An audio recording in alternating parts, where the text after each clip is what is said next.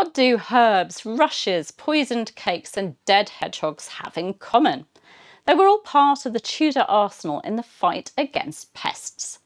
After my recent video on jail fever and how deadly diseases could be spread by something as tiny as a body louse, I had quite a few comments asking, but how did Tudors deal with pests and vermin?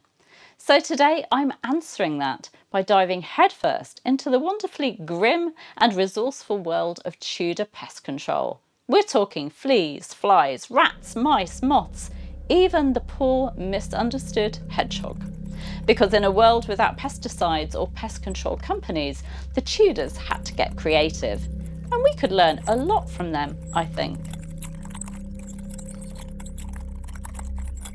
I'm author and historian Claire Ridgway, someone who's had a fair bit of experience with modern pest control, thanks to a house full of animals. Yes, fleas, cats bringing in mice, you name it.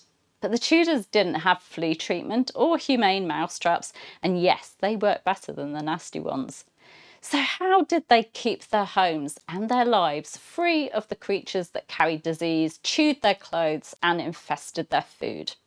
In today's video, we're diving into Tudor pest control, from strewing herbs and wormwood to poisoned rat cakes and church bounties on hedgehogs. We'll explore how our ancestors tried to outsmart nature and which of their methods might still make sense today.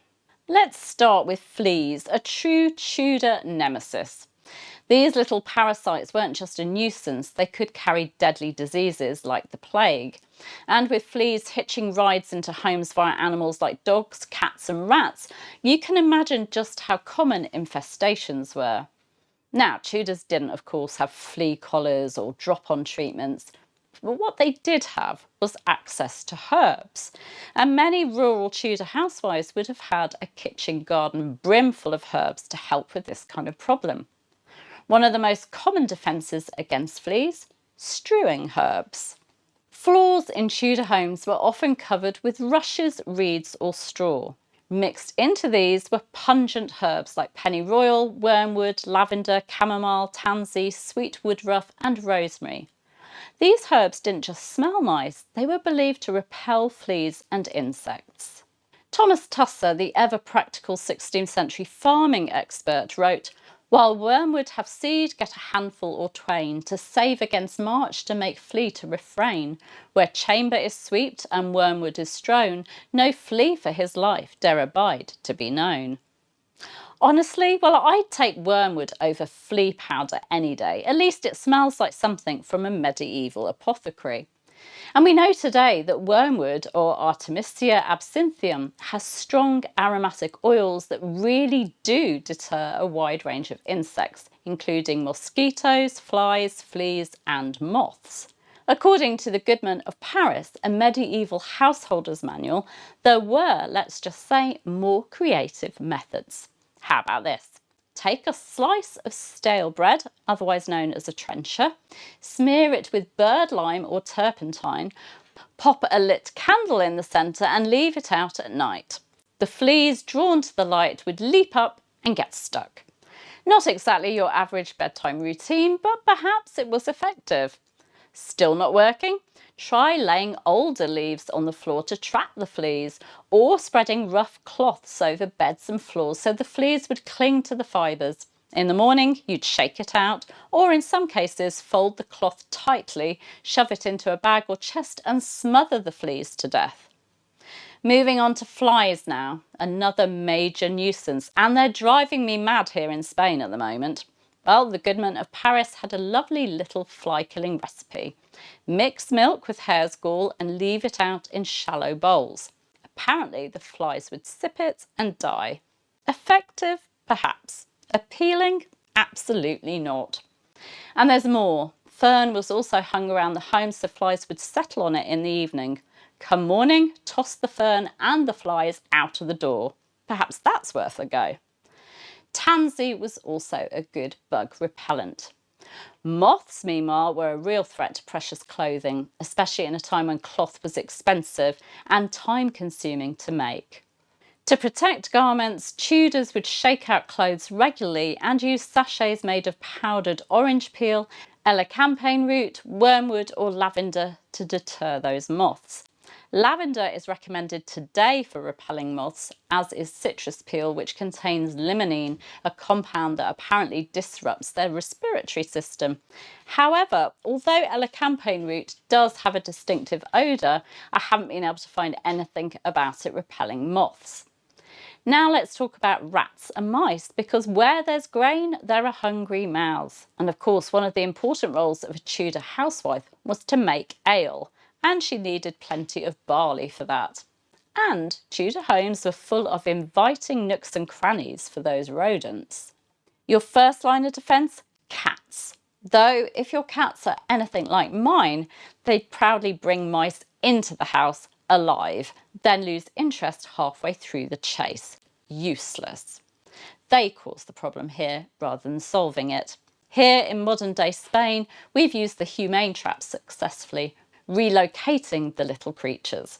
But what did our Tudor ancestors do? Well, for larger infestations, Tudors made poisoned cakes made of arsenic, aconite, pig fat, wheatmeal and eggs. These were nailed to the floor. Very tempting and also very deadly. There were also professional rat catchers, especially in towns, a booming trade if you weren't too bothered about handling squeaking sacks of rodents.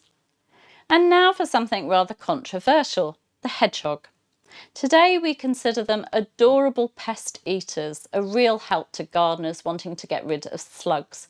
But in Tudor times, they were seen as pests. These creatures, known as urchins or land urchins, were accused of sneaking into cowsheds at night and sucking milk directly from cows' udders, reducing the milk yield. As a result, they were classed as vermin. In Henry VIII's reign, the 1532 Preservation of Grain Act, which came into being following a series of poor harvests, which in turn led to food shortages, made it a parishioner's duty to get rid of vermin at any opportunity. It was extended in Elizabeth I's reign. The vermin listed included the kite, raven, badger, fox, choughs, crows, rooks, kingfisher, dipper, woodpecker, hedgehog, mole, polecat, rat, weasel, stoat, otter, wildcat, pine marten and more.